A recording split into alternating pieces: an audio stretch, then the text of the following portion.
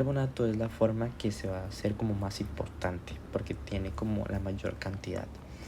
Ahora, el CO2 disuelto es como el oxígeno, es una poca proporción, es un 5% y está de forma disuelta. Esta forma disuelta está determinada por la solubilidad que va a tener el CO2, que se saca ahí con una fórmula. Yo no pienso decir la fórmula, pero voy a decir que entonces del contenido total de CO2, el 5% anda disuelto. Entonces, nada más.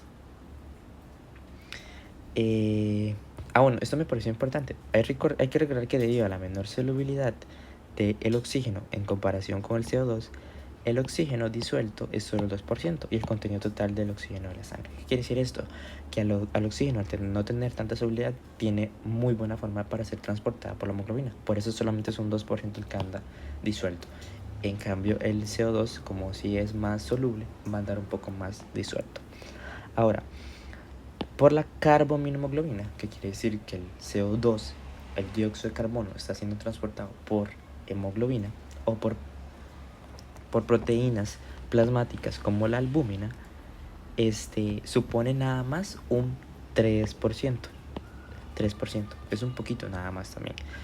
Recordemos que la hemoglobina va a tener siempre más afinidad al oxígeno. Ahí hay casos de hemoglobinas que también tienen mayor afinidad, como el caso de la hemoglobina fetal. El CO2 se va a unir a la hemoglobina en un lugar diferente donde se une el oxígeno, básicamente. Recordemos que el oxígeno se liberó más que todo, se unió a la hemoglobina en lo que fue la parte pulmonar. En cambio, el CO2 se va a unir a la hemoglobina en lo que estamos hablando aquí, en la parte de tejidos a nivel del cuerpo para poder ser transportados. Ahora, hay dos efectos importantes que tenemos que decir: el efecto von Born y el efecto Haldane. I don't know how to say it. El efecto von Born, ¿qué es lo que nos dice?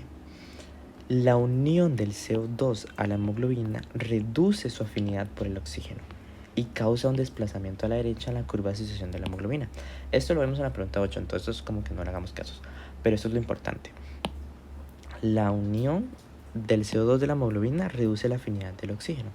Ese es el efecto von Born. O sea, porque se unió la hemoglobina, porque se unió el CO2 a la hemoglobina, eso hizo más bien que el oxígeno más bien entonces no se uniera a la hemoglobina, se disociara, quitará su afinidad. Ahora a su vez el oxígeno unido a la hemoglobina cambia su afinidad por el CO2, de forma que cuando hay menos oxígeno unido va a haber más bien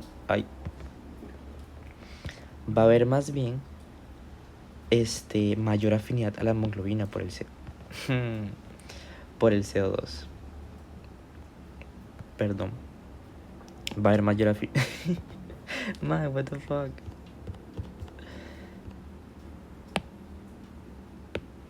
Va a haber más bien mayor afinidad por el CO2. O sea, voy a volver a explicarme con esa parte. ¿Qué quiere decir esto? Bueno, esto lo vemos, por ejemplo, entonces, en el intercambio. Cuando yo tengo el intercambio aquí de gases, aquí está mi tejido. Digamos que este es mi tejido. Entonces, a la hora de ¿cómo se llama? A la hora de yo decir, voy a hacer esto más grande.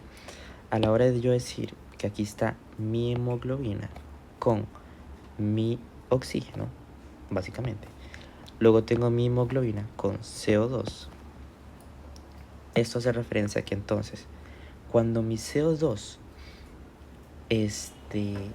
cuando el CO2 tiene más afinidad a unirse a la hemoglobina, más bien pierde la afinidad del oxígeno. Entonces tiene sentido. ¿Por qué? Porque el oxígeno del tejido a la sangre se va a pasar para que sea transportado y vuelva por el retorno venoso. Entonces, a la hora del CO2 unirse a la hemoglobina, quita la afinidad del oxígeno, el oxígeno se disuelta de la hemoglobina y pasa al tejido. En cambio, en la parte alveolar veamos lo contrario. Era más bien el oxígeno el que pasaba a la hemoglobina y el CO2 se quedaba. Eso es como el efecto que quiere decir el efecto Handley y el efecto Born. Nada más para explicarlo un poquito. Ahora, Con lo que es el transporte del bicarbonato es como el más importante. ¿Por qué? Porque es el que transporta la sangre de una forma químicamente modificada, que supone más del 90% del CO2 total, básicamente.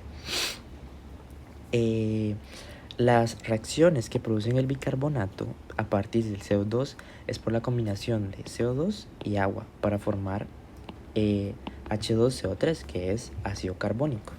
Esta reacción está dada por la anhidrasa carbónica, que es la que vimos en bioquímica. Entonces, recordar, CO2 más agua por la anhidrasa carbónica me produce ácido carbónico. Este se puede disociar en hidronios y bicarbonato. Ahora, ¿cómo se ocurre este proceso? Bueno, vamos a ver. Aquí lo explica un poquito mejor. Entonces recordemos, el CO2 ya fue lo que produjo la célula y tiene que ser transportado. Entonces va a pasar, se difunde por las células al interior del eritrocito. Aquí tenemos el plasma sanguíneo y aquí tenemos el eritrocito. Va a ser difundido hacia el eritrocito a través de estas membranas por difusión simple, por una presión de presiones que hemos dicho. ¿Por qué? Porque ahorita en este momento, en esta plasma, hay menor presión de CO2. Ahora, segundo paso. La anhidrasa carbónica se encuentra en altas concentraciones en los eritrocitos. Entonces sabemos que esto está ocurriendo dentro del eritrocito. Entonces, el eritrocito lo que va a catalizar es la hidratación de CO2 para formar ácido, ¿cómo se llama? Ácido carbónico. Con CO2 y agua me forma ácido carbónico. Ahora, en los eritrocitos el ácido carbónico se disocia. Habíamos visto, se disocia en hidronios y bicarbonato. Los hidronios, como habíamos dicho que los hidronios van a producir acidez, tienen que permanecer en un pH estable. Entonces, los eritrocitos lo que hacen es taponarlos por desoxihemoglobina. Hemoglobina que no tiene unidos oxígenos. Los agarra. Prácticamente, pum, démelos. Los agarra. Y el bicarbonato es transportado al plasma. Recordemos que el plasma tenía ciertos valores y entre ellos tiene cloro. Hace un intercambio, manda el bicarbonato a plasma y agarra el cloro, básicamente.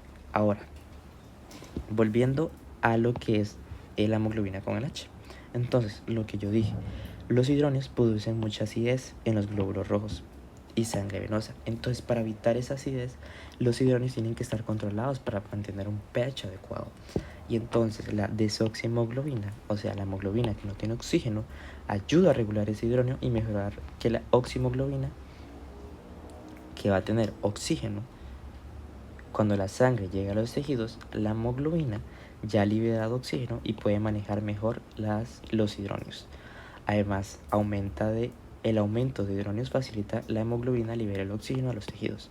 O sea, incluso que esto esté unido ayuda a que el oxígeno salga, creando una relación beneficiosa entre el control de hidrógeno y el suministro del oxígeno. Más bien ayuda a esa difusión. Y con lo que es el bicarbonato, que se forma en la sangre, se intercambia por cloruro en los glóbulos rojos para mantener un equilibrio de cargas. Este intercambio se realiza a través de una proteína llamada proteína de banda 3. Creo que no es necesario, pero sí. Cuando la sangre llega a los pulmones, entonces va a ir así. Más bien, cloro va en plasma y el bicarbonato va a ir en plasma. Cuando la sangre llega de nuevo a los pulmones, el proceso se invierte. Y entonces el hidrógeno se libera de la desoxihemoglobina y el bicarbonato vuelve a entrar a los glóbulos rojos, intercambiándose por cloro. Entonces vuelve a ingresar, ya cuando llegó a los pulmones. El hidrógeno se combina con el bicarbonato para formar ácido carbónico de nuevo y de esta vez volver a llegar donde tenemos CO2. El CO2 va a salir por la expulsión, que es exhalar, en la exhalación cuando expulsamos el CO2, y el agua queda ahí, o sea, quedó agua. Entonces, es un proceso que lo que hace los eritrocitos o el plasma sanguíneo es más bien degradar ese CO2 a bicarbonato, transportarlo en forma de plasma en bicarbonato y ya luego cuando llega al pulmón de vuelta lo pasa a CO2 y para poder ser exhalado. Lo que hace es un intercambio básicamente. Y es así como entonces a partir de esto se difunden lo que es el CO2 y el oxígeno a través de los vasos sanguíneos y en los tejidos. Gracias.